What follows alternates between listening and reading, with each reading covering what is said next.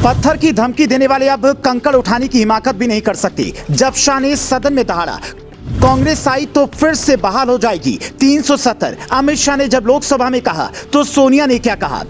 ना हुर्रियत से बात करेंगे ना पाकिस्तान से, जमीयत भी छोड़ दे जिद, शाह ने बताया कश्मीर का सही इलाज। कांग्रेस का चाल चरित्र और चेहरा जब अमित शाह ने सदन में दिखाया तो पूरा देश हैरान रह गया। 2024 में चुनाव से पहले आप जरा कांग्रेस का घोषित घोषणा पत्र समझ लीजिए। वो कश्मीर में धारा 370 की बहाली चाहती है, ब्रेक्जिट की तर्ज पर कश्मीर में जनमत संग्रह चाहती है और 370 को लेकर पाकिस्तान, हुर्रियत और जमीयत से बात करना चाहती है। ये हम नहीं कह रहे बल्कि भरे सदन में अमित शाह ने कहा। पहले वो सुन लीजिए फिर बताते हैं इस पर सोनिया गांधी ने क्या कहा। मैं अभी भी इनके ही प्रेरित एनजीओ की एक मीटिंग अभी हुई, रिपोर्ट मैंने देखी।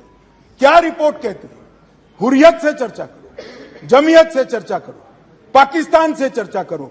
हम ना हुर्रियत से चर्चा करेंगे, ना जमीयत से करेंगे, ना पाकिस्तान से चर्चा करेंगे। मान्यवर, अगर हम चर्चा करेंगे तो घाटी के युवाओं से चर्चा करेंगे, वो हमारे अपने हैं, हम उनके साथ चर्चा करेंगे। मान्यवर, हुर्रियत पर हमने पाबंदी कर दी, जमायत इस्लामी पर कश्मीर में पाबंदी कर दी, आतंकवादियों के समर्थन को चुन चुन कर नौकरियों से हटाया।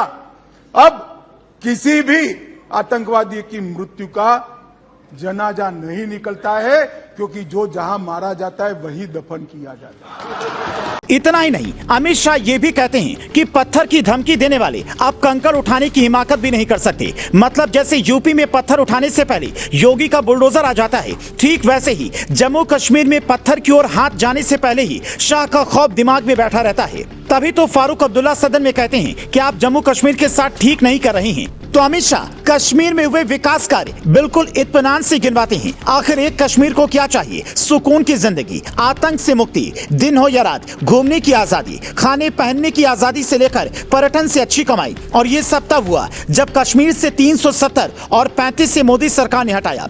लेकिन कांग्रेस की रणनीति ऐसी है कि सुनकर आप भी अपना सिर पीट लेंगे। कांग्रेस नेता कपिल सिब्बल अपनी याचिका लेकर सुप्रीम कोर्ट में पहुंच गए और जो कहा उस पर सीजीआई भी भड़क गए।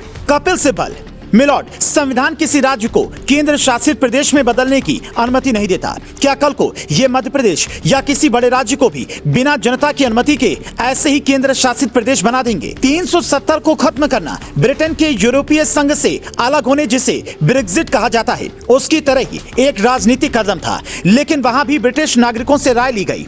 सीजीआई चंद्रचूड़, संवैधानिक लोकतंत्र में लोगों की राय जानने का काम स्थापित संस्थाओं के जरिए किया जाना चाहिए। आप ब्रेक्जिट जैसे जनमत संग्रह जैसी स्थिति की कल्पना नहीं कर सकते। ब्रेक्जिट एक राजनीतिक फैसला था, लेकिन हमारे जैसे संविधान के अंदर जनमत संग्रह का कोई सवाल ही नहीं है। मतलब सोचिए कि कांग्रेस पाकिस्तान की भाषा बोलने लगी है। पाकिस्तान शुरू से इस मामले पर कई बार कह चुका है कि कश्मीर में जनमत संग्रह होना चाहिए, पर सवाल है कि जो हमारा है हम उस पर दूसरों की राय क्यों माने? सिर्फ इतना ही नहीं, अमित शाह ने कांग्रेस के उस एजेंडे की पोल भी खोली कि कैसे चीनी फंडिंग से चलने वाले न्यूज क्लिक की बातें लेकर कांग्रेसी सवाल उठाने लगते हैं। ऐसे में तय जनता को करना है कि आप किस पार्टी के साथ हैं, क्योंकि राहुल गांधी भारत जोड़ो यात्रा तो चलाते हैं, लेकिन इतने बड़े आरोपों पर उनकी मां सोनिया गांधी भी चुप रहती हैं।